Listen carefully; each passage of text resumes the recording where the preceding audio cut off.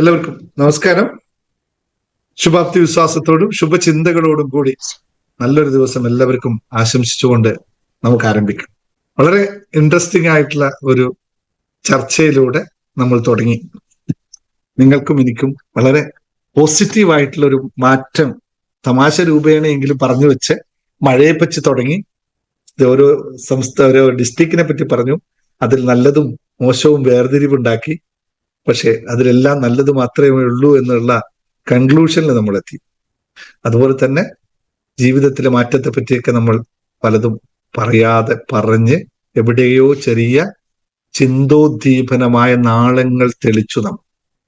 ഇപ്പൊ നിങ്ങൾ ചിന്തിക്കുന്നത് മുഴുവൻ ഇപ്പോൾ എൻ്റെ മുമ്പിൽ ഇരിക്കുന്ന നിങ്ങൾ അകത്ത് നിങ്ങളുടെ അന്തർലീനമായ ചിന്തയിൽ ഓൾറെഡി നിങ്ങൾ ചില എന്താ പറയാ ചേർത്തലുകൾ ചേർത്ത് വെച്ചിരിക്കുന്നു. അതായത് ഞാനും നന്നാവും, എന്നെ കൊണ്ടും സാധിക്കും എന്നുള്ള ഒരു കൺഫർമേഷൻ, ഒരു ശുഭാപ്തി വിശ്വാസം നിങ്ങളിൽ എല്ലാവരിലും ഉണ്ടായി. അതാണ് ഞാൻ ചോദിച്ചത്, ഇതില്ലാത്തവരാരെങ്കിലും ഉണ്ടോ എന്ന് വെച്ചാൽ ഒരാൾ പോലും കൈപൊക്കാതിരുന്നത് എനിക്കും സാധിക്കും എന്നുള്ള ഒറ്റ ഉറപ്പിന്മേലാണ്.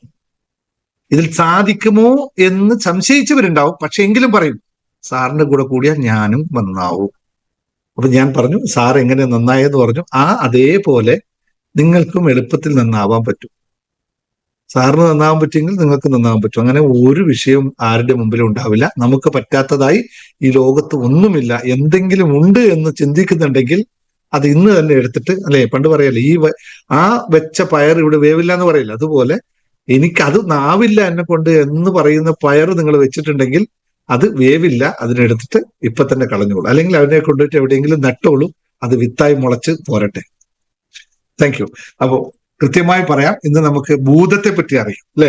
നമുക്ക് ഇത്രയും കാലമായിട്ട് ദൈവത്തിന്റെ കാര്യങ്ങളൊക്കെ അറിഞ്ഞിരുന്നു, അല്ലെങ്കിൽ എങ്ങനെ ദൈവം കുടികൊള്ളുന്നു. ദൈവം എന്ന് പറയുന്നത് വീണ്ടും പറയാം, സമസ്ത സകല കാര്യങ്ങളിലും കുടികൊള്ളുന്ന ആ ശക്തി ഏതാണോ അതിനെയാണ് ദൈവം എന്ന് വിളിക്കുന്നത്. ആ ദൈവം ഉണ്ടെങ്കിൽ ഒരു പോസിറ്റീവ് ഉണ്ടെങ്കിൽ ഒരു നെഗറ്റീവ് ഉണ്ട്. അപ്പൊ അതുപോലെ ഈ ഭൂതങ്ങൾ എന്താണ് എന്നറിയാം. ഞാൻ പറഞ്ഞു വരുന്നത് നിങ്ങളുടെ നാട്ടിൻ പ്രദേശത്ത് അവിടെ ഭൂതമുണ്ട്, ഇവിടെ ഭൂതമുണ്ട്, അവിടെ യക്ഷിയുണ്ട്, ഇവിടെ ഇതൊന്നും എന്റെ വിഷയങ്ങളല്ല കേട്ടോ. അത്തരം ഭൂതഗണങ്ങളെ പറ്റിയിട്ടൊന്നുമല്ല ഞാൻ പറയുന്നത്.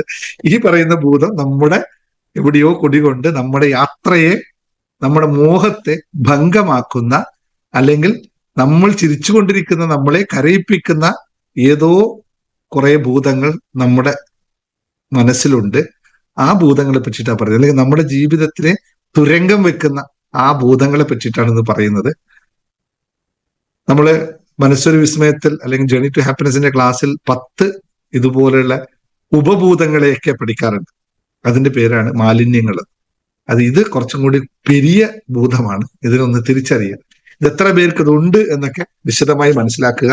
എന്നിട്ട് മാറ്റാനുള്ള കാര്യങ്ങളൊക്കെ നമുക്ക് ഒറ്റ ക്ലാസ് കൊണ്ട് തീർക്കാൻ പറ്റില്ല, പക്ഷെ മാറ്റാൻ എല്ലാവരെ കൊണ്ടും പറ്റും.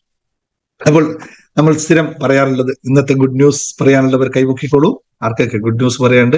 ലോട്ടറി അടിച്ചവരുണ്ടെങ്കിൽ പറയൂ, അടിച്ചവരുണ്ടെങ്കിൽ പറയൂ, അല്ലെങ്കിൽ അങ്ങനെ വലിയ കാര്യങ്ങളൊക്കെ നേടിയവരൊക്കെ പറഞ്ഞു, വലുതും ചെറുതുമായ കാര്യങ്ങൾ എന്തുണ്ടോ പെട്ടെന്ന് പറഞ്ഞോളൂ. അൺമ്യൂട്ട് ചെയ്ത് ടക്ക് പറയാനുള്ളവർ പറഞ്ഞോ.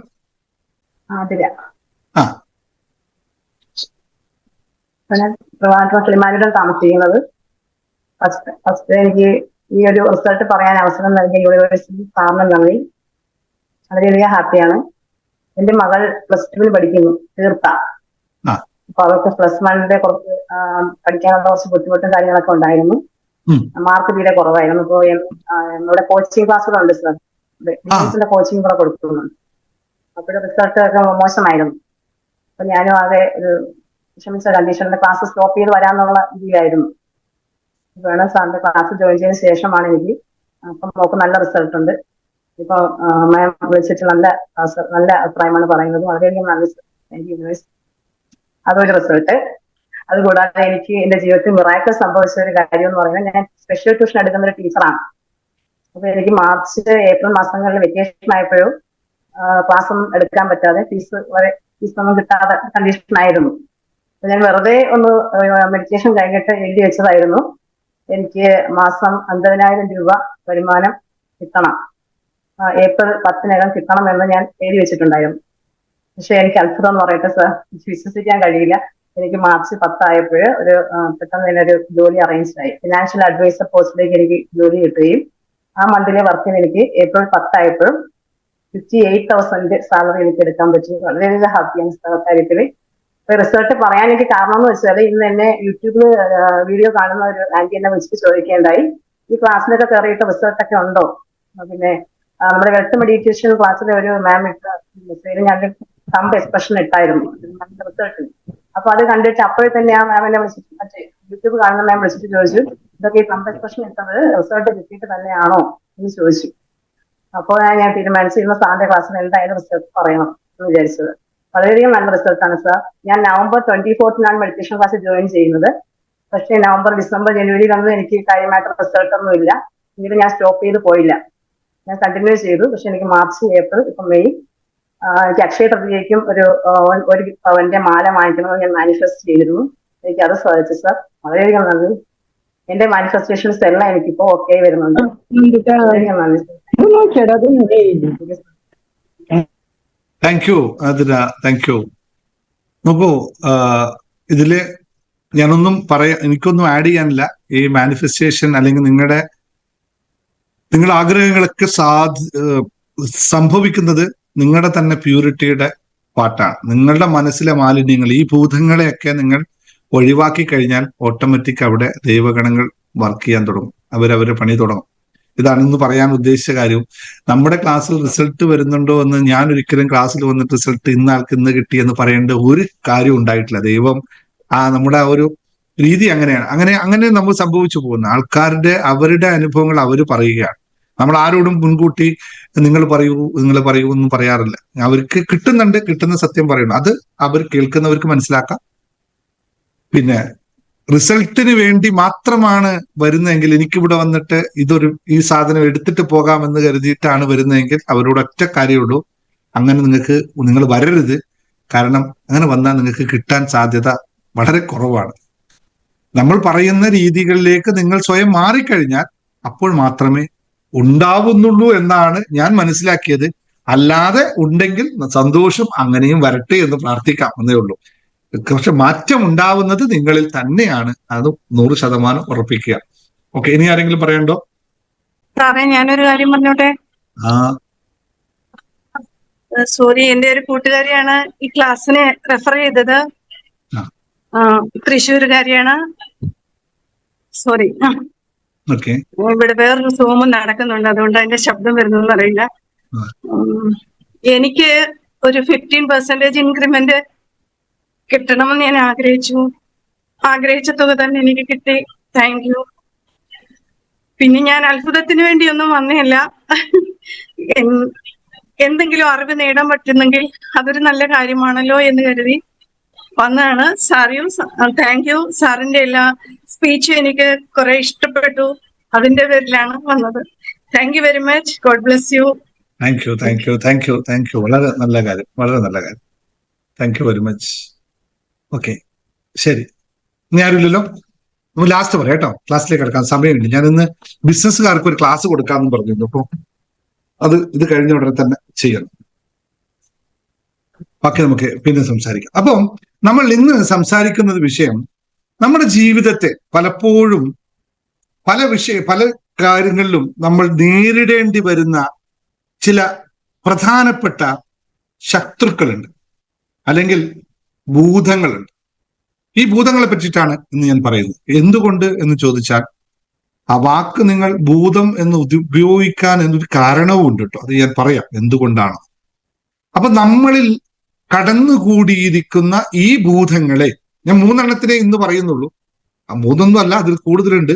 പക്ഷെ അതിൽ പറയാൻ നിന്നാലും തികയില്ല. 12 ഭൂതങ്ങൾ, 15 ഭൂതങ്ങൾ എന്ന് പറഞ്ഞാൽ പിന്നെ നിങ്ങൾ ആകെ കടന്ന് വിറക്കാൻ തുടങ്ങും. ഇത്രയും ഭൂതം എന്നിൽ കടന്നുകൂടിയിട്ടുണ്ടോ എന്ന് ചോദിക്കും. അതുകൊണ്ട് കുറച്ചും കൂടി ലളിതമാക്കാൻ വേണ്ടി 3 പറഞ്ഞു വന്നേ ഉള്ളൂ. അത് കൂടുതലുണ്ട്.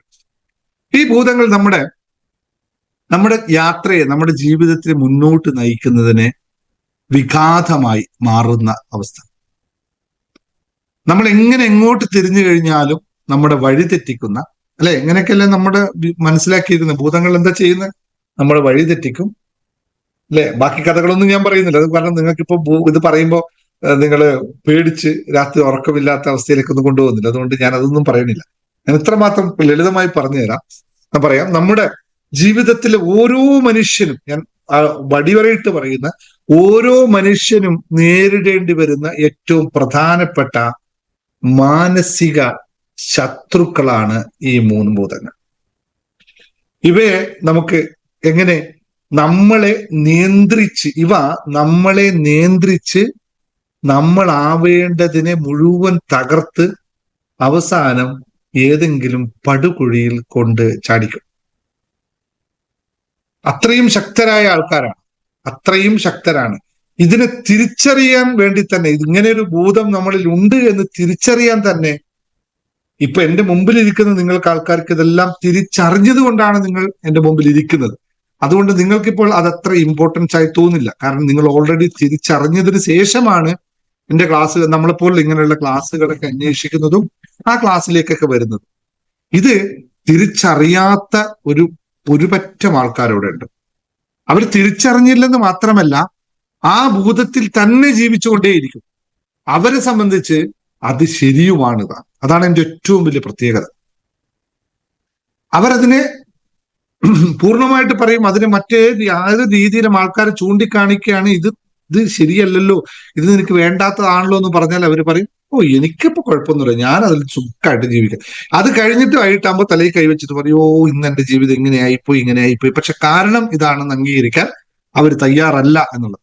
നിങ്ങൾക്ക് കുറച്ച് കാലം പിന്നോട്ട് പോയി കഴിഞ്ഞാൽ ഈ ആൾക്കാരൊക്കെ നിങ്ങളെ കൂടെ ഉണ്ടായിരുന്നു എന്നും മനസ്സിലാവും. ഒന്നാമത്തെ ഭൂതത്തിന്റെ പേരാണ്, പറയാൻ പറ്റുമോ ആർക്കെങ്കിലും? എത്ര പേർക്ക് മാനസികമായി നിങ്ങളുടെ ഭൂതത്തിന്റെ ഒരു പേരെങ്കിലും പറയാൻ പറ്റും? ഒറ്റൊരെണ്ണം നിങ്ങൾക്ക് പറയാൻ പറ്റും. കാരണം എൻ്റെ സ്റ്റുഡൻസ് എല്ലാം ഭയങ്കര ബ്രില്യൻ്റ് ആണ്. അതുകൊണ്ട് പറയുക തന്നെ ഒന്ന് ടൈപ്പ് ചെയ്ത് നോക്കിയേ. ഇപ്പൊ നമ്മൾ ക്ലാസ് തുടങ്ങുന്നതിന് മുമ്പ് ഇന്ന് പറഞ്ഞു കഴിഞ്ഞപ്പോ നമ്മൾ ക്യാപ്സൂൾ കഴിച്ചില്ല അല്ലേ? അതിന്റെ കുറവുണ്ടല്ലേ? ക്യാപ്സൂൾ കഴിച്ചു? എല്ലാവരും കഴിച്ചായിരുന്നോ? ഞാൻ മറന്നുപോയി. എടുത്തു കഴിക്കൂ, പെട്ടെന്ന് കഴിക്കട്ടെ. കമോൺ. അത് പോരട്ടെ. അതില്ലാത്തൊരു പരിപാടി നമുക്കില്ല. ആ ക്യാപ്സൂൾ എടുത്ത് ആദ്യം കഴിക്കും. I am happy and ready. പോരട്ടെ. യെസ്, നല്ല ആൾക്കാർ എല്ലാവരും സന്തോഷത്തോടെ ഇവിടെ ഇരിക്കുന്നു. കുറെ ആൾക്കാര് കയറാൻ വേണ്ടി ശ്രമിക്കുന്നു, പക്ഷെ കയറാൻ പറ്റുന്നില്ല എന്നും കാണുന്നു. നെറ്റിന്റെ പ്രശ്നം തോന്നുന്നു. യെസ്, എല്ലാവരും കഴിച്ചോളൂ. പ്രസാദം ഞാൻ മാറ്റിയിട്ട് പ്രസാദം പറയാം അല്ലെ? ക്യാപ്സൂൾ മാറ്റിയിട്ട് പ്രസാദാക്കിയാലോ? വരുമ്പോ കിട്ടുന്ന തീർത്ഥം തരുന്ന പോലെ പ്രസാദം എന്ന് വേണ്ട, നമ്മൾ സ്ഥിരമായിട്ട് അത് തന്നെ പറയുന്നത്. അപ്പം ഇപ്പൊ നേരത്തെ പറഞ്ഞത് എന്തൊക്കെയാണ്? മൂകത, പിന്നെ സ്വാർത്ഥത, പ്രൊക്രാസ്റ്റിനേഷൻ, നിരാശ, അഹങ്കാരം, കുശുമ്പ്, അസൂയ, ടെൻഷൻ, ദേഷ്യം, ലീപമോൾ. You are always surprising me. Negative ചിന്തകൾ, കുശുമ്പ്, പേടി, അസൂയ, ഓക്കെ, ഇങ്ങനെ വിശ്വാസക്കുറവ്. ഓക്കെ, ഞാൻ ആദ്യം വിചാരിച്ചെന്താ അറിയോ? ആദ്യത്തെ ഒരെണ്ണം പറയുന്ന ഒരാൾക്ക് ഒരു സമ്മാനം കൊടുക്കണമെന്ന് വിചാരിച്ചിരുന്നു. പിന്നെ ഞാൻ വിചാരിച്ചു എന്ത് സമ്മാനം ഇപ്പൊ കൊടുക്കുക, അതുകൊണ്ട് ഞാൻ പറഞ്ഞിരുന്നെങ്കിൽ ഇവിടെ ഒരാൾക്ക് സമ്മാനം അടിക്കുമായിരുന്നു. ആ ആളെ പേരൊന്ന് പറയാമോ?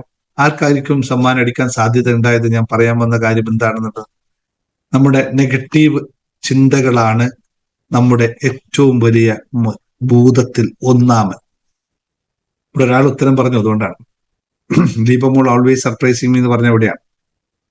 നമ്മുടെ 3 ഭൂതങ്ങളിൽ ഏറ്റവും പ്രധാനിയായ ഭൂതത്തിന്റെ പേരാണ് നെഗറ്റീവ് തോട്ട്സ്. ഈ നെഗറ്റീവ് തോട്ട്സ് എന്തൊക്കെ സംഭവിക്കുന്നു എന്നൊന്നും ഞാൻ എക്സ്പ്ലെയിൻ ചെയ്യേണ്ട ഒരു കാര്യമില്ലല്ലോ. എങ്കിലും ഇവൻ ഭൂതങ്ങളുടെ നാഥനാണ്. ഇനി ഒരുപാടുണ്ട്, പക്ഷെ ഇവൻ ആദ്യം തുടങ്ങി വെക്കും. എല്ലാത്തിനെയും തുടങ്ങി വെക്കുന്നത് ഇവനാണ്. The negative thoughts. ഓരോ ആളുടെയും ജീവിതത്തിൽ the first goes that Whisper fear in your years എന്ന് പറയും. നിങ്ങളുടെ ചെവിയിലേക്ക് ആദ്യത്തെ ഭയത്തിന്റെ കണികാൽ, ഭയത്തിന്റെ ശബ്ദം ഉണ്ടാക്കി തരുന്ന ഭൂതത്തിന്റെ പേരാണ് നെഗറ്റീവ് തോട്ട്സ്. നമ്മുടെ മനസ്സിൽ ഒരു ദിവസം 60,000 മുതൽ 70,000 വരെ തോട്ട്സുകൾ ഉണ്ട് എന്ന് നിങ്ങൾക്ക് എല്ലാവർക്കും അറിയാം. പല ക്ലാസ്സിലും പലപ്പോഴും പറഞ്ഞതാണ്. അത് എല്ലാവരിലും ഉണ്ട്. പക്ഷേ അതല്ല വിഷയം.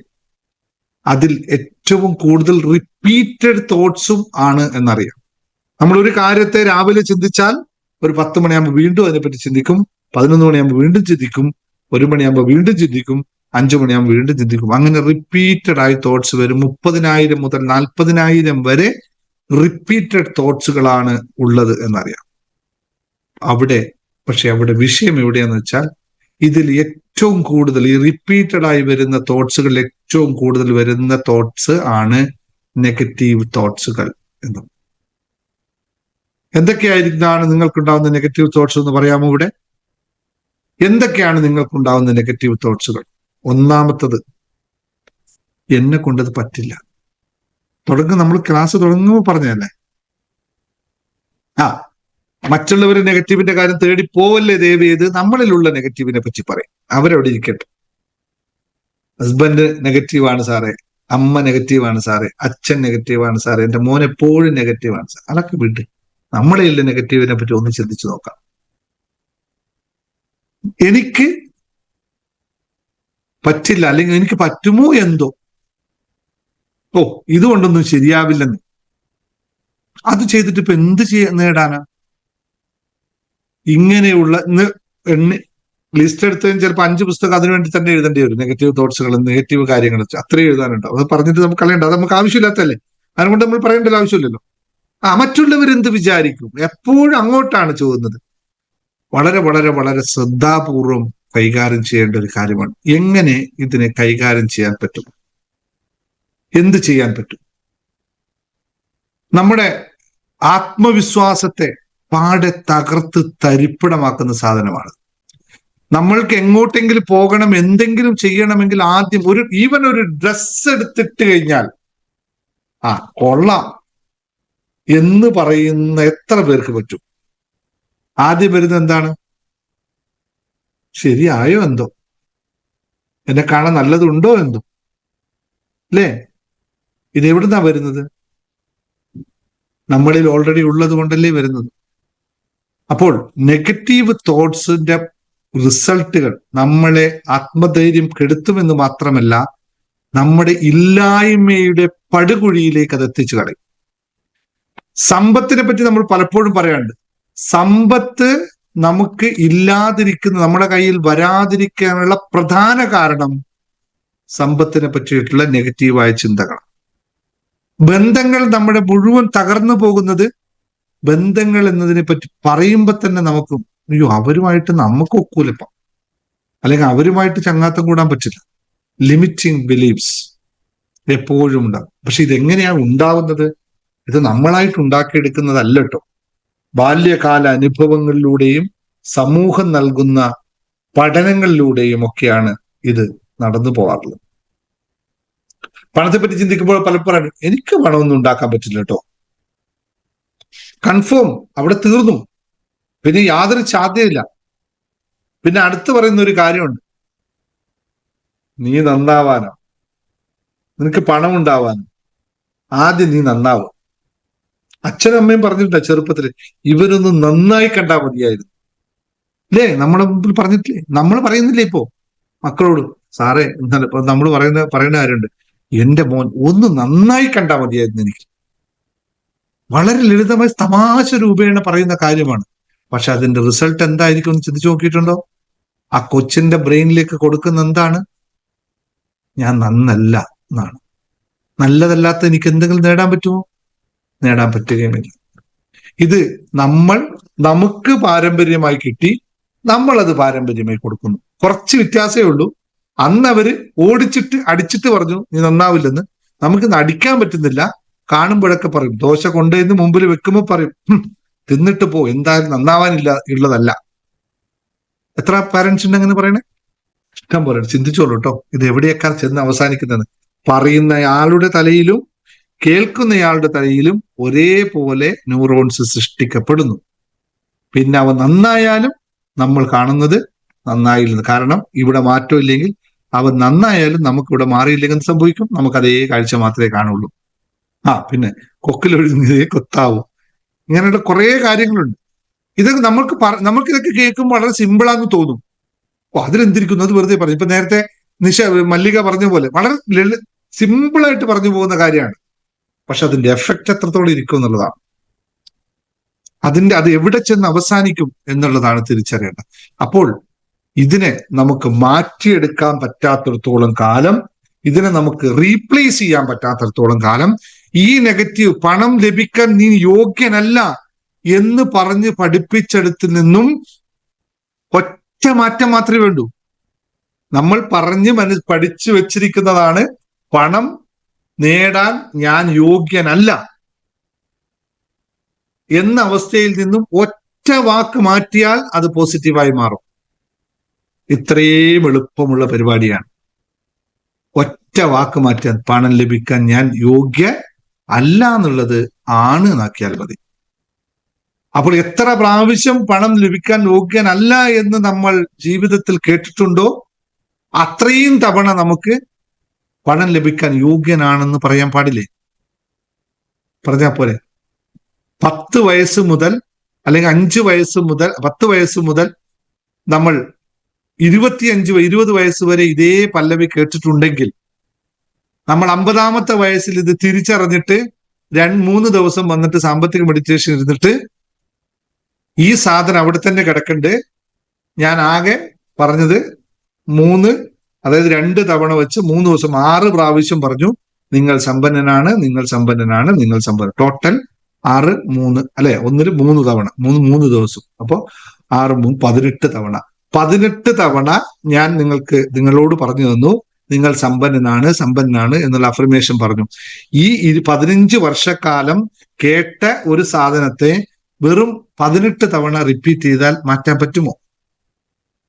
ചിന്തിക്കേണ്ടതാണ്. എന്തുകൊണ്ട് എനിക്ക് മാറ്റം ഉണ്ടായില്ല എന്ന് ചോദിക്കുന്നതിന് ഉത്തരം, എത്ര തവണ നിങ്ങൾ ഇത് അനുഭവിച്ചു വന്നു അത്രയും തവണ നമ്മൾ വീണ്ടും അങ്ങോട്ട് തിരിച്ച് ചെയ്യണം, എങ്കിൽ മാത്രമേ അത് സാധ്യമാവുകയുള്ളൂ.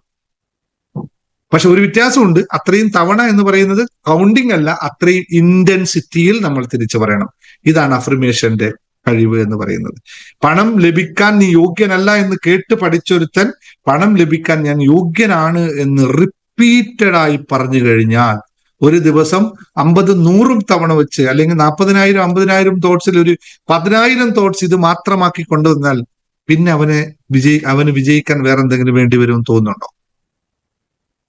അതുകൊണ്ട് തന്നെയാണ് ഞാൻ 108 അഫർമേഷൻസ് ഓരോന്നിനെ പറ്റിയിട്ടും എഴുതി നിങ്ങളോട് പറഞ്ഞ ഈ പുസ്തകം നിങ്ങൾ കയ്യിൽ വെക്കണം എപ്പോഴും. എപ്പോഴാണോ നിങ്ങൾക്ക് അയ്യോ അതെന്താ ഇങ്ങനെ എന്നൊരു നെഗറ്റീവ് തോട്ട്സ് വരുമ്പോൾ നേരെ എടുക്കുക ആ ഭാഗത്തെ ഒരു ഏത് പാട്ടിനെ പറ്റിയിട്ടാണോ, സമ്പത്തിനെ പറ്റിയിട്ടാണോ, അല്ലെങ്കിൽ ബന്ധത്തെ പറ്റിയിട്ടാണോ, നന്ദിയെ പറ്റിയിട്ടാണോ, ഏതാണോ എന്ന് ആ പാട്ടങ്ങ് എടുക്കുക. എന്നിട്ട് അതിലെ 2 അഫർമേഷൻസ് ഒന്ന് പറയാൻ നോക്കുക. ഒരു അഫർമേഷൻ പറഞ്ഞു നോക്കുക. അതൊരു 10-20 പ്രാവശ്യം അങ്ങ് പറഞ്ഞു വെക്കുക. ക്ലീനായി നെഗറ്റീവ് തോട്ട്സ് പോകും.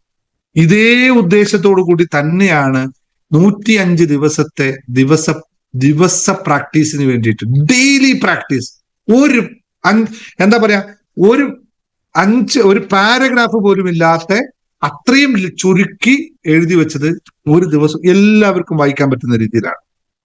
ഇതൊന്ന് വായിച്ചു നോക്കിയാൽ നെഗറ്റീവ് തോട്ട്സ് വരാൻ സാധ്യതയെ അവിടെ ഉണ്ടാവില്ല. പ്രതീക്ഷകളാണ്. ഒരു ദിവസം 37-ാമത്തെ ദിവസം നിങ്ങൾ വായിക്കണം. ഞാൻ ഒന്ന് കാണിച്ചു തരുന്നത് എന്താ സംഭവിക്കുന്നത്. നിങ്ങൾ ഭയങ്കര രാവിലെ എഴുന്നേറ്റ് ഇങ്ങനെ ഇന്നാകെ വിഷയമാണല്ലോ, എന്താ ചെയ്യുക, എനിക്കൊരു ഉഷാറില്ലല്ലോ എന്ന് നിങ്ങൾ ഇങ്ങനെ മനുഷ്യനുണ്ടാവട്ടെ, അത് ഞാൻ വരുന്നുണ്ട്. ഇങ്ങനെയാണ് അത് സംഭവിക്കുന്നതൊക്കെ ഞാൻ പറഞ്ഞുതരാം. 3-ാമത്തെ ഭൂതം അതാണ്. പക്ഷെ അങ്ങനെ വന്ന് ചെയ്യുന്ന സമയത്ത് നേരെ പോവുക, ഈ പുസ്തകം എടുക്കുക, ഒരു പേജ് അങ്ങ് ഓപ്പൺ ആക്കുക. ഇവിടെ എനിക്ക് തോന്നുന്നു കഴിഞ്ഞ പ്രാവശ്യം സുശീല രാജനാണ് പറഞ്ഞത്, സാർ എന്തെങ്കിലും ഒരു സങ്കടം വന്നിട്ടോ അല്ലെങ്കിൽ ഒരു വിഷയം വന്നിട്ടോ വെറുതെ ഇരിക്കുമ്പോൾ പെട്ടെന്ന് പോയിട്ട് സാറിന്റെ പുസ്തകം എടുത്ത് വായിച്ചാൽ അത് കൃത്യമായി അതിനുള്ള ഒരു ശുഭാപ്തി വിശ്വാസം അവിടെ കാണാൻ പറ്റുമെന്ന്. ഇപ്പോ ഇങ്ങനെ എടുക്കുമ്പോൾ ഒരു ദിവസം എടുക്കുകയാണെന്ന് കരുതിക്കോ, നിങ്ങൾ ആകെ ഡള്ളായിട്ട് ഇങ്ങനെ നിൽക്കുകയാണ്. സ്വാഭാവികമായിട്ട് നിങ്ങൾ ഡള്ളായിട്ടുണ്ടാവും കേട്ടോ, ആവില്ല എന്നൊന്നും ആരും പ്രതീക്ഷിക്കരുത്. എന്നും പിടിച്ചോ തെറിച്ചോ എന്ന് പറഞ്ഞിട്ടൊന്നും ഒരു മനുഷ്യനും ഉണ്ടാവില്ല. അങ്ങനെ സംഭവിക്കുന്ന മനുഷ്യനല്ല, മറ്റെന്തോ സംഭവമാണ് എന്ന് പറയാം. അങ്ങനെ ഡള്ളായിരിക്കുമ്പോൾ ഈ പുസ്തകം എടുക്കുക, ഒരു പേജ് അങ്ങ് വായിക്കുക. പ്രതീക്ഷ. അപ്പൊ ഒരു കാര്യം ഞാൻ വായിച്ചു തരാം. അതുപോലെ പ്രതീക്ഷകളാണ് ജീവിതം, പ്രതീക്ഷകളാണ് ജീവിതം, സ്നേഹമാണ് ബന്ധം, പ്രാർത്ഥനയാണ് സമാധാനം. ഈ 3 വരി വായിച്ചു കഴിയുമ്പോഴേക്കും ഏകദേശം നമ്മളെല്ലാ വിഷയങ്ങൾ തീരും. സാധാരണ രീതിയിൽ ഇതുള്ളവൻ തീരും. മനുഷ്യന്റെ ജീവിതത്തിന്റെ ചാലക ശക്തി തന്നെ പ്രതീക്ഷകളാണ്. പ്രതീക്ഷകൾ തന്നെയാണ് ജീവിതത്തിന്റെ സൗന്ദര്യവും. കയറ്റവും ഇറക്കവും ഇരുളും വെളിച്ചവും പോലെ വൈവിധ്യങ്ങൾ നിറഞ്ഞതാണ് ജീവിതം. കഴിഞ്ഞു അവിടേക്ക് നിങ്ങൾക്ക് പിന്നെ ഒന്നും ഇതൊക്കെയാണല്ലോ, പിന്നെ ഞാനിപ്പോ അനുഭവിക്കുന്നത് ഇത് തന്നെയല്ലേ, കുഴപ്പമില്ല, നിങ്ങൾ ഒരു വിഷയമല്ല കേട്ടോ. അപ്പോൾ പ്രതീക്ഷയറ്റ ജീവിതം ഇരുളടഞ്ഞതാണ്. എന്നാൽ ഇരുളിനെ പഴിക്കാതെ പ്രതീക്ഷയോടെ ഒരു തിരുനാളം തെളിയിച്ചാൽ ജീവിതം സൗന്ദര്യമുള്ളതായി തീരും. വിവേകത്തോടെ ചിന്തിക്കൂ, വിവേകത്തോടെ ജീവിക്കൂ. ഇത് വായിച്ച് സാധാരണ ഇവിടെ അകത്ത് എന്തോ ഒരു സാധനം ഉണ്ടാവുന്നല്ലോ, അത് ഉള്ളവൻ അവിടെ വെച്ച് ഞാൻ നന്നാവട്ടോ, എനിക്ക് അങ്ങനെ വിഷയമൊന്നുമില്ല എന്ന് പറഞ്ഞു തുടങ്ങും. ഇത് ഡെയിലി നിങ്ങൾ റിപ്പീറ്റഡ് ആയി ചെയ്തു കഴിഞ്ഞാൽ, എല്ലാ ദിവസവും നിങ്ങൾ ഇതിനെപ്പറ്റി ചെയ്തു കഴിഞ്ഞാൽ, പിന്നെ നിങ്ങൾക്ക് തോന്നുന്നുണ്ടോ ജീവിതത്തിൽ നെഗറ്റീവ് ചിന്തകൾ ഉണ്ടാവുമെന്ന്? വേണമെങ്കിൽ നിങ്ങൾ പരീക്ഷിച്ച് നോക്കുക. 100%, 10,000 നെഗറ്റീവ് കാര്യങ്ങൾ നിങ്ങൾ എന്റെ മുമ്പിൽ കൊണ്ടുവന്ന് പറഞ്ഞോളൂ. അതിന്റെ ഒക്കെ പോസിറ്റീവ് വശം ഓൺ ദ സ്പോട്ട് ഞാൻ പറഞ്ഞുതരാം. ഞാൻ നിങ്ങൾ പറയുമ്പോഴെല്ലാം അത് മാത്രമേ കേൾക്കുള്ളൂ. ഒരാൾ മോശമാണ് എന്ന് നിങ്ങൾ നിരത്തി പറഞ്ഞാലും ഞാൻ അതിൽ അയാളുടെ ഒരു നല്ല വശം നിങ്ങൾ കാണിച്ചു തരാം അന്നേരം ഓൺ ദ സ്പോട്ട്. കാരണം ഈ പറയുന്ന നെഗറ്റീവ് ഒന്നും എന്റെ തലയിൽ കയറാതിരിക്കാനുള്ള കാരണം എന്താണെന്നറിയോ? എന്റെ തലയിൽ അതിന്റെ സ്പേസ് ഇല്ല, മറ്റൊന്ന് നിറച്ചിരിക്കുകയാണ്, അവിടെ വേറെ സ്പേസ് ഇല്ല. അപ്പോൾ നെഗറ്റീവ് ബോധത്തെ ശരിക്കും തിരിച്ചറിയുക. ജേണി ടു ഹാപ്പിനെസ്സിൽ പഠിക്കുന്നതിന് ഞാൻ വീണ്ടും വീണ്ടും പഠിപ്പിക്കാൻ പോകുന്ന കാര്യമാണത്. കൃത്യമായി മനസ്സിലാക്കി നമ്മൾ മുന്നോട്ട് പോകണം. അഫർമേഷൻസ് പ്രാക്ടീസിങ് ആണ് ഏറ്റവും ഈസിയസ്റ്റ് ആയ മെത്തേഡ്. ഇതിനെ റിമൂവ് ചെയ്യാൻ അഫർമേഷനേക്കാളും ഈസിയസ്റ്റ് ആയിട്ടുള്ള ഒരു മെത്തേഡ്സും വരില്ല. മെഡിറ്റേറ്റ് ചെയ്യുക, അഫർമേഷൻ ചെയ്യുക, സൂപ്പറായിട്ട് മാറിയിരിക്കും. അതിൽ യാതൊരു പിന്നെ ബോധപൂർവം മാറണം എന്നുള്ള ഒരു കാര്യം കൂടി നമുക്ക് വേണം. ഇനി രണ്ടാമത്തെ ഭൂതം, ഇത് വളരെ കൃത്യമായി നിങ്ങൾ മനസ്സിലാക്കണം. ഇതിൽ പ്രത്യേകിച്ച് നിങ്ങളൊന്നും ചെയ്യേണ്ടതില്ല. ഇപ്പോൾ ചെയ്യുന്ന പ്രവർത്തനത്തെ ഒന്ന് മാറ്റിയാൽ മതി. രണ്ടാമത്തെ ഭൂതത്തിന്റെ പേരാണ് ശ്രദ്ധാഭംഗം അല്ലെങ്കിൽ ഡിസ്ട്രാക്ഷൻ എന്ന് പറയുന്ന സാധനം.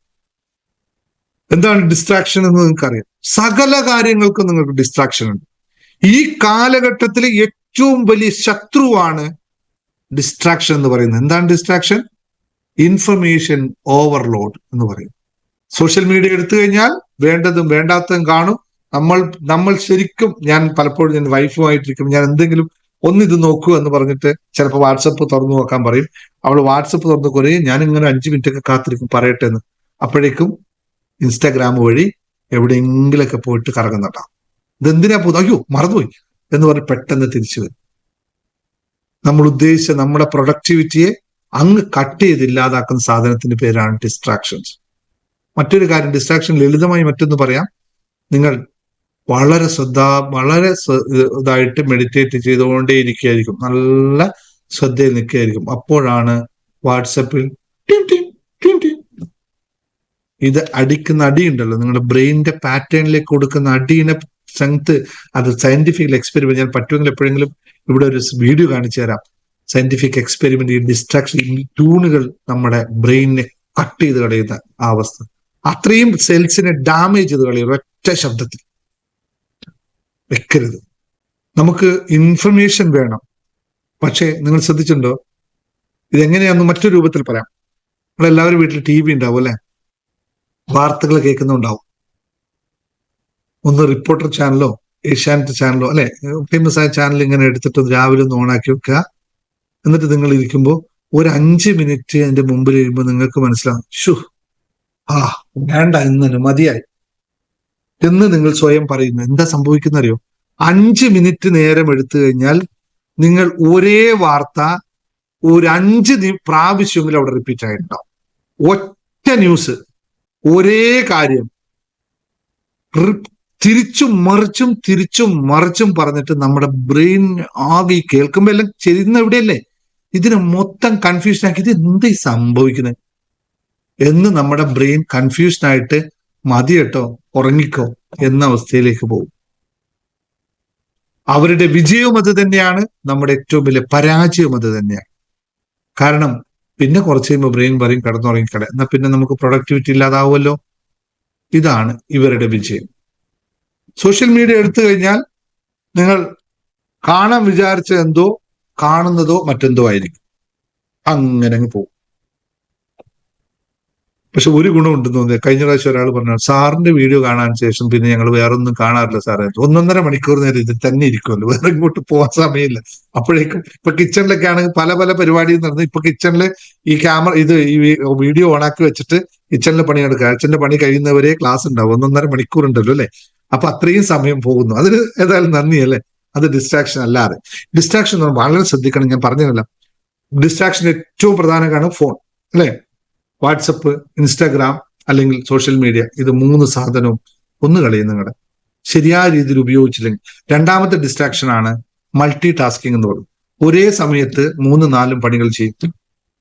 വാഷിംഗ് മെഷീനിൽ തുണിയിട്ടുണ്ടാവും, അടുക്കളയിൽ എന്താ പറയാ മീൻ കഴുകാൻ വെച്ചിട്ടുണ്ടാവും, അടുത്തത് ചോറ് തിളക്കാൻ വെച്ചിട്ടുണ്ടാവും, അതിൻ്റെ ഇടയിൽ ചൂലെടുത്ത് അടിക്കുന്നുണ്ടാവും. ഇതൊന്നും ഈ സാധനം താങ്ങൂല. ഇതിനത്രയും കപ്പാസിറ്റി ഇല്ല. മനുഷ്യൻ വളരെ ലളിതമാണ്. മനുഷ്യന്റെ എല്ലാ പ്രത്യേകത എന്ന് പറഞ്ഞാൽ സിംഗിൾ ഫോക്കസിങ് പവർ മാത്രമുള്ള ഒരു ബ്രെയിനാണ്. ഇതിനെയാണ് നമ്മൾ കൊന്നുകളയുന്നത്. നിങ്ങൾ ശ്രദ്ധിച്ചാൽ മനസ്സിലാവും. എളുപ്പത്തിൽ മറ്റൊരു കാര്യം പറഞ്ഞുതരാം. നിങ്ങൾ വിജയിച്ച ഒരാളെ എടുക്കുക. ജീവിതത്തിൽ വിജയിച്ചു എന്ന് കരുതുന്ന ആൾക്കാരുണ്ടല്ലോ, അവരൊന്ന് എടുത്തു നോക്കുക. അവർ എത്ര കാര്യങ്ങൾ ചെയ്തിട്ടാണ് വിജയിച്ചത് നോക്കുക. ഒറ്റ കാര്യത്തിലായിരിക്കും, ഒരേ കാര്യം. അവരൊറ്റ അങ്ങനെയേ സംഭവിക്കുള്ളൂ. 100 കാര്യങ്ങൾ ചെയ്തിട്ട് വിജയിച്ച ഒരാളെയും കാണിച്ചു തരാൻ പറ്റില്ല. ഒരു കാര്യം. ബിക്കോസ് മനുഷ്യന്റെ മനസ്സ്, മനുഷ്യന്റെ ബ്രെയിൻ ഉള്ളത് സിംഗിൾ ഫോക്കസിങ് സിസ്റ്റത്തിലാണ്. അപ്പൊ നമുക്ക് എങ്ങനെയാണ് പറ്റുക? ഓഫീസിൽ പോകണമെന്ന് കരുതും, അതിന്റെ കിച്ചണിലെ വർക്കാവും, പിടി മക്കളെ ഒരുക്കണം, ഇതാക്കണം, ആകെ കൂടി ജഗപൊക. അവസാനം ഓഫീസിലേക്ക് എത്തുമ്പോഴേക്കും ഒന്ന് ഇരുന്നാ മതി എന്ന അവസ്ഥയാണ്. 3ാമത്തെ ഭൂതം, ഇത് മനസ്സിലാക്കിയത് കുറെ മനസ്സിലാക്കാനുള്ളതാണ്. എങ്ങനെ മറികടക്കാം? വീണ്ടും അത് തന്നെയാണ് മെഡിറ്റേഷൻ. നല്ല ഫോക്കസിങ് മെഡിറ്റേഷൻ. ഒരു ദിവസം ഞങ്ങൾ വേറൊരു കാര്യമുണ്ട്, ഡീടോക്സിക്കേഷൻ എന്ന് പറയും, ഡിജിറ്റൽ ഡീടോക്സിക്കേഷൻ എന്ന് പറയുന്ന ഒരു പരിപാടിയുണ്ട്. 1 മണിക്കൂർ ഒരു ദിവസം 1 മണിക്കൂർ ഒറ്റയ്ക്കിരിക്കാൻ പറ്റും. ഒരു ഡിസ്ട്രാക്ഷൻ ഇല്ലാതെ 1 മണിക്കൂർ വെറുതെ ഇരിക്കാൻ പറ്റുമെന്ന് നിങ്ങൾക്ക്. ഇവിടെ എല്ലാ വിഷയങ്ങളും നിങ്ങൾ ഒഴിഞ്ഞു പോകും. ഒരു ഫോണും എടുക്കാതെ ഒറ്റയ്ക്കിരിക്കാൻ പറ്റും. ഒന്നുമില്ല, പുസ്തകവുമില്ല, ഒന്നുമില്ല, അല്ലെങ്കിൽ ഒരു ബുക്ക് എടുത്തോളൂ വായിക്കാനായിട്ട്, ഫോണില്ലാതെ. എന്റെ ജീവിതത്തിൽ വലിയ മാറ്റം ഉണ്ടാക്കിയ ഘടകമാണ്. ഞാൻ 1 മണിക്കൂർ നേരം, ഇപ്പൊ പറ്റുന്നില്ല കാരണം ആ 1 മണിക്കൂർ അപ്പോഴേക്കും എനിക്ക് പല വർക്കും ചെയ്യാനുള്ളതുകൊണ്ട് പറ്റുന്നില്ല. പക്ഷെ എന്നാലും ഞാൻ ഞായറാഴ്ചയൊക്കെ ചെയ്ത് കളഞ്ഞ 1-2 മണിക്കൂർ നേരമൊക്കെ ഫോൺ എടുക്കില്ല. പക്ഷെ വേറൊരു ഗുണമുണ്ട്, എനിക്ക് എന്റെ ഫോണിൽ ഒറ്റ നോട്ടിഫിക്കേഷൻ വരില്ല. റിംഗ് ടൂൺ മാത്രമല്ലാതെ, ഒരു കോള് വരുമ്പോൾ റിംഗ് ടൂൺ അല്ലാതെ ഒരു നോട്ടിഫിക്കേഷൻ, ഒരു സോഷ്യൽ മീഡിയ നോട്ടിഫിക്കേഷൻ പോലും എന്റെ ഫോണിൽ വരും. എനിക്ക് ആവശ്യമുണ്ടെങ്കിൽ ഞാനത് പോയി തുറക്കും, കാണും, വെച്ചിട്ട് വരും. ഫേസ്ബുക്കോ യൂട്യൂബോ വാട്സപ്പോ എന്തും ഒന്നിൽ പോലും നോട്ടിഫിക്കേഷൻ ഞാൻ ഒരു ഫോണിൽ തന്നെ, 2 ഫോണുണ്ട്, 2 ഫോണിലും കൂടി 4 വാട്സപ്പ് ഉണ്ട്. ഒന്നിൽ പോലും ഒരു മെസ്സേജ് പോലും ഞാൻ തൊട്ടാൽ മാത്രം കാണാം, എല്ലാം കാണും. ഇത് ഞാൻ ശ്രദ്ധിച്ച് ഉണ്ടാക്കിയതാണ്. വളരെയധികം ഡീപ്പിൽ പോയി അങ്ങനെ ഒരു തീരുമാനം എടുത്തു തന്നെയാണ്. ഒരു കാര്യത്തിലും എനിക്കകത്ത് ഫ്രീ ആണെന്ന് തോന്നുമ്പോൾ മാത്രം ഞാൻ പോയി. 3ാമത്തത്, ഇത് വളരെ അപകടകാരിയായ ഒരു ഭൂതമാണ്, ഇമോഷണൽ ഡിസ്റ്റർബൻസ് എന്ന് പറയും. കുട്ടികൾ ഇമോഷണൽ ഡിസ്റ്റർബൻസ്, നമ്മുടെ തന്നെ ഇമോഷനിലെ ഇൻബാലൻസുകൾ. The third goes that blinds your inner wisdom. നിങ്ങളുടെ ആന്തരികമായുള്ള ജ്ഞാനത്തെ കട്ട് ചെയ്ത് കളയുന്നതാണ് ഇമോഷണൽ ഡിസ്റ്റർബൻസ്. എന്തൊക്കെയാണ് ഇമോഷണൽ ഡിസ്റ്റർബൻസ് എന്നറിയോ? കോപം, ആക്രോശം, നിരാശ, ഭയം, അഹങ്കാരം, സങ്കടം. ഇതൊക്കെ എത്ര പേർക്കുണ്ട്? ഇത് മാറിയും മറിഞ്ഞും കൊണ്ടേയിരിക്കും. കുറച്ചു നേരം ചിരിക്കും, അപ്പൊ പറഞ്ഞു ചിരിച്ചാൽ ഉടനെ കരയും. നിങ്ങൾ ഉടനെ പോയി കരയും അല്ലേ? ഇപ്പോൾ സന്തോഷിച്ചുകൊണ്ടിരിക്കുമ്പോൾ കുറച്ച് കഴിഞ്ഞ് സന്തോഷിച്ചാൽ കരയേണ്ടി വരും. കുറച്ച് കഴിയുമ്പോൾ നമ്മൾ കരഞ്ഞോളും. ഇമോഷൻ ഡിസ്റ്റർബൻസ് ശരിക്കും ലേഡീസിൽ വളരെ കൂടുതലാണ്. സന്തോഷിച്ച് കഴിഞ്ഞ് കുറച്ച് കഴിയുമ്പോൾ പൊട്ടിത്തെറിക്കും, പെട്ടെന്ന് പൊട്ടിത്തെറിക്കും, എല്ലാത്തിലും നിരാശ കണ്ടെത്തും. ഇത് വളരെ ഡീപ്പായിട്ട് പോകേണ്ട ഒരു കാര്യമാണ്. ഞാനത് സൈക്കോളജി ഒരു വിഷയമല്ല ഇവിടെ പഠിപ്പിക്കുന്നത് കൊണ്ട് ഞാൻ ഇത്രയും കൂടുതൽ ഡീപ്പായിട്ട് പോകുന്നില്ല. എന്താണ് ഇതിൽ സംഭവിക്കുന്നതെന്ന് മാത്രം പറഞ്ഞു പോകാം. ഈ ഇമോഷണൽ ഡിസ്റ്റർബൻസ് ഓൾമോസ്റ്റ് ആൾക്കാർക്ക് ഉണ്ടെന്ന് അറിയാം. ഇത് വളരെ വളരെ ശ്രദ്ധാപൂർവ്വം കൈകാര്യം ചെയ്യേണ്ട ഒരു കാര്യമാണ്. പറ്റും ഒരു ദിവസം ഇതിനെപ്പറ്റി മാത്രം ക്ലാസ് എടുക്കാം. ഡിസിഷൻ മേക്കിംഗ് കംപ്ലീറ്റ് താറുമാറാക്കളി. ഇമോഷണൽ ഡിസ്റ്റർബൻസ് ഉള്ള ഒരാൾക്ക് ഒരു കാര്യത്തിൽ തീരുമാനം എടുക്കാൻ പറ്റില്ല. നിങ്ങൾ അനുഭവിക്കുന്നുണ്ടോ എന്ന് നോക്കിയേ, എത്ര പേര് ഇത് അനുഭവിക്കുന്നുണ്ടെന്ന് അറിയാം. റിലേഷൻഷിപ്പിൽ എപ്പോഴും ഫെയിലിയർ ആയിരിക്കും. റിലേഷൻഷിപ്പ് പാസ്സാവില്ല, ഒരു ബോണ്ടിങ് ക്രിയേറ്റ് ചെയ്യപ്പെടുകയില്ല. കാരണം എന്താ അറിയോ, ഒരാൾക്കും ബോണ്ടിങ് ചെയ്യാൻ പറ്റില്ല നമ്മുടെ അടുത്ത്. കാരണം വിചാരിച്ചു കഴിയുമ്പോഴേക്ക് ഇയാൾ മറ്റൊരു രൂപത്തിലായി മാറും. എങ്ങനെ ബോണ്ടിങ് ഉണ്ടാക്കാൻ പറ്റും? നമ്മൾ സന്തോഷത്തോടെ വന്ന് നിൽക്കുമ്പോഴേക്ക് നേരെ ഓപ്പോസിറ്റ് ആയിട്ട് പ്രതികരിക്കുന്നു. Emotions are signals, not enemies എന്ന് മനസ്സിലാക്കുക. ഈ ഇമോഷൻസ് മാറുന്നത് എന്തിനോ ഒരു സിഗ്നൽ ഇതാ എനിക്ക് തരുന്നു എന്ന് മനസ്സിലാക്കിയിട്ട് ബോധപൂർവം അതിനെ തടയിടാൻ പഠിക്കുക. പഠിച്ചേ പറ്റുള്ളൂ, വേറെ വഴികളൊന്നുമില്ല. Emotions are signal, not enemies എന്ന് പറയും. But when you identify with your emotions you become their servant എന്ന് പറയും. നമ്മൾ ആ ഇമോഷൻസിന് അടിമപ്പെട്ടു പോയി കഴിഞ്ഞാൽ പിന്നെ നമ്മളൊരു സാധാ വേലക്കാരനായി മാറും. ഇമോഷന്റെ ഇതാവണോ, വിക്റ്റിമായി മാറുന്നു. ഇതാവണോ എന്ന് ചിന്തിച്ചു നോക്കുക. നമ്മുടെ ഇമോഷനെ കൺട്രോൾ ചെയ്യാൻ നമുക്ക് സാധിച്ചില്ലെങ്കിൽ ഇമോഷൻസ് നമ്മളെ കൺട്രോൾ ചെയ്യും. അപ്പൊ ആരെ കൺട്രോൾ ചെയ്യണം എന്ന് തീരുമാനിക്കാനുള്ള കഴിവ് നമുക്കുണ്ടാവണം. അപ്പോൾ ഇവിടെ ശ്രദ്ധിക്കേണ്ടത് മെഡിറ്റേഷൻ പോലുള്ള കലകൾക്കൂടെ അല്ലെങ്കിൽ അഫർമേഷൻസിലൂടെ പോസിറ്റീവ് തോട്ട്സിലൂടെ നമുക്ക് മുന്നോട്ട് പോയാൽ നെഗറ്റീവ് തോട്ട്സിനെ ആത്മവിശ്വാസം ഇല്ലാതാക്കുന്നുവെങ്കിൽ അവിടെ പോസിറ്റീവ് അഫർമേഷൻസും ഗ്രാറ്റിറ്റ്യൂഡുകളും അവയർനെസ്സുകളും പോസിറ്റീവ് ചിന്തകൾ, പോസിറ്റീവ് കേൾവികൾ അല്ലെങ്കിൽ വായനയിലൂടെ നമുക്കതിനെ മാറ്റാൻ പറ്റും. എഴുതി വെച്ചോളൂ, നെഗറ്റീവ് തോട്ട്സ് നമ്മുടെ ആത്മവിശ്വാസം ഇല്ലാതാക്കുമ്പോൾ നമുക്ക് പോസിറ്റീവ് അഫർമേഷൻസിലൂടെയും ഗ്രാറ്റിറ്റ്യൂഡിലൂടെയും അവയർനെസ്സിലൂടെയും പോസിറ്റീവ് വായനയിലൂടെയും പോസിറ്റീവായിട്ടുള്ള കാര്യങ്ങൾ വായനയിലൂടെയും മാറ്റാൻ സാധിക്കും. ഡിസ്ട്രാക്ഷൻസ് നമ്മുടെ സമയവും ഊർജവും നശിപ്പിക്കുമ്പോൾ ഡീപ്പായിട്ട് വർക്ക് ചെയ്യുക, ഡിജിറ്റൽ ബൗണ്ടറീസ് ക്രിയേറ്റ് ചെയ്യുക, ഡിസ്ട്രാക്ഷൻസിന്റെ നോട്ടിഫിക്കേഷൻസ് എല്ലാം ഒഴിവാക്കി വെക്കുക. 1 മണിക്കൂർ ഡിജിറ്റൽ ഡിജിറ്റൽ ഡീടോക്സിക്കേഷന് വിധേയനായി വെറുതെ ഇരിക്കുക. സാധ്യമാണ്, ഇല്ലാത്തവരാരുമില്ല. ഇമോഷണൽ ഡിസ്റ്റർബൻസ് ഉണ്ടാവുന്നത് നമ്മുടെ കംപ്ലീറ്റ് നമ്മുടെ സിസ്റ്റത്തെ തകർക്കുമെങ്കിലും മൈൻഡ്ഫുൾനെസ് മെഡിറ്റേഷൻ പോലുള്ള ഇമോഷണൽ ബാലൻസ് ചെയ്യുന്നതിലൂടെ ബോധപൂർവമായ ജേർണലിങ്ങിലൂടെ നമുക്കത് മാറ്റിയെടുക്കാൻ സാധിക്കും എന്ന് മാത്രം ഇന്നത്തെ ക്ലാസ്സിൽ ഓർമ്മിപ്പിക്കുന്നു. അപ്പോൾ ഇതെല്ലാം കറക്റ്റായിട്ട് നമുക്ക് ബാലൻസ് ചെയ്യാൻ ജേർണി ടു ഹാപ്പിനെസ് കഴിഞ്ഞു പോകുന്ന ആൾക്കാർ ഇതിലെല്ലാത്തിന്റെ അവസ്ഥകൾ എന്താണെന്ന് കൃത്യമായി മനസ്സിലാക്കുകയും അതിലൂടെ അതിന് പൂർണ്ണമായി മാറ്റപ്പെടുത്താൻ സാധിക്കും. പ്രാക്ടീസ് ചെയ്തവർക്ക് 100% മാറ്റമുണ്ടാക്കാൻ പറ്റുന്നു. കോഴ്സ് എടുത്തവർക്ക് പറ്റുമോ എന്ന് ചോദിച്ചാൽ അതിന് ഞാൻ ആളല്ല. നമ്മൾ മാക്സിമം നിങ്ങളെ പ്രാക്ടീസ് ചെയ്യാൻ എല്ലാ ഇതും ചെയ്തു വരുന്നുണ്ട്. പക്ഷെ ഒരുപാട് ആൾക്കാർ അവിടെ വന്നിട്ടും പ്രാക്ടീസ് ചെയ്യാത്ത ആൾക്കാരുണ്ട്. പിറകെ തന്നെ പോയി നമ്മൾ ചെയ്യിപ്പിച്ചുകൊണ്ടേയിരിക്കുന്നു. പക്ഷെ ചെയ്യുന്നത് നിങ്ങളുടെ മനസ്സിലേക്കാണ് എന്നുള്ള തിരിച്ചറിവുണ്ടാക്കുക. നമുക്ക് മുന്നിൽ വഴികൾ പറഞ്ഞു തരാനേ പറ്റുള്ളൂ. ചെയ്യേണ്ടത് അവരവരാണ്.